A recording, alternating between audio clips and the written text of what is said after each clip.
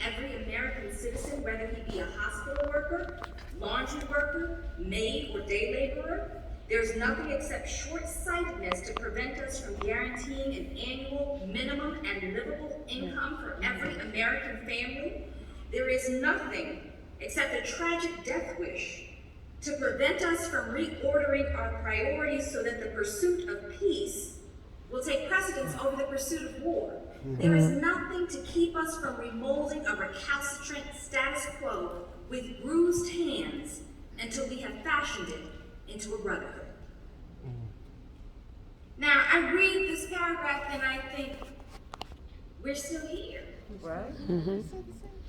I have found myself painfully astonished at the disregard and mocking that has been directed toward our teachers. What a terrible misdirection. For 200 years now, more, public schools have been understood as essential for the development of an educated public. But across the country are schools with inadequate ventilation, schools where you can't even open the windows, where mold grows on the walls, where vermin reside. George Bernard Shaw famously said, if you want to understand society, look at its prisons.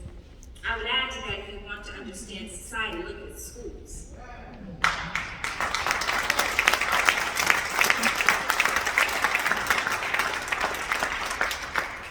We have not ensured that the most precious members of our society, our babies, are best protected in this pandemic. And many of us, too many of us, are busy blaming the people who have devoted their lives to preparing them for the future. That's not just. In this moment, long-standing crises, moral crises, are exacerbated. And when we can't get the COVID test we need, or be sure that we'll have a roof over our heads, or adequate food, or appropriate masks, or appropriate health care, period, it seems to me that somebody's, right, in power, have exploited our trust in their leadership. They have taken our votes, our door-to-door, our knocking, right, our support, and have failed to meet the challenge that we have entrusted them to take on. And that's not just, and it's not right. Where do we go from here? Chaos or community?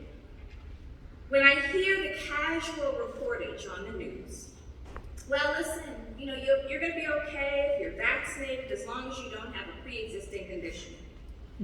What I hear is, you disabled people, you're dispensable. And I'm in that number. Right? I have a host of pre-existing conditions. Millions of us have pre-existing conditions. And you know which groups are most likely to have pre-existing conditions? Our folks, poor folks, black folks, brown folks, people who deliver your food, people who work in restaurants, people who clean the streets and the hotel rooms, people who live on the streets, people who take care of the elderly, who are elderly. Survival of the fittest is not a morally sound public health position.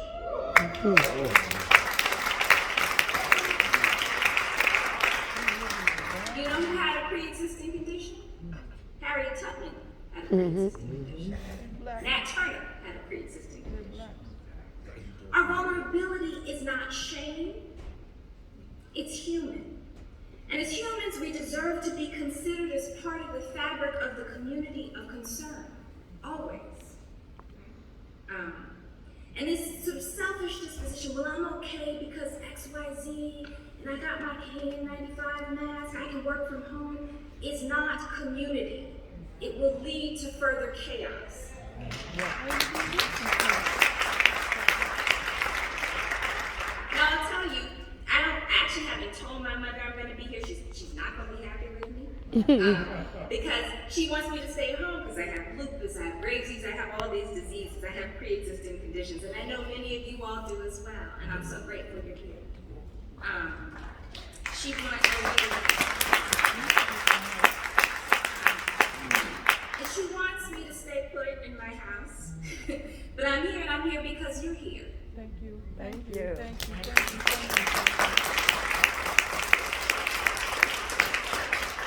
you. We are showing up for a reason. We braved the cold. I'm trying to pronounce it. I have my the words where the Alabama comes out. We have braved the cold because we're seeking to nurture our souls in solidarity with one another. Right. When Dr. King was killed in April of 1968, he knew he was at risk of death. We heard in that gorgeous choreographed piece, we heard the mountaintop speech the night before he was killed in Memphis. But he almost was killed a couple of weeks earlier in Alabama, in rural Alabama, but when the Klan was after him, and he was taken to a safe house in Hale County. It's a very plain house. You can still see it now. It's not even painted. And it's where the people who worked in the movement would take folks to secure them when they were on the run. He knew he was at risk of death, right? But he showed up for the sanitation workers in Memphis. And when he was shot, his blood splattered. I have to go outside and talk to the He was flesh, in flesh, human, not dead, human, fallible, fleshy, woundable. He was at risk of death. And he went outside anyway.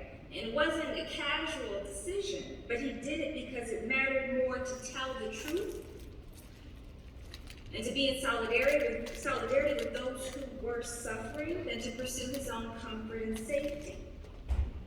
He had to bring the truth to the people. The cameras followed him. He showed up when it mattered.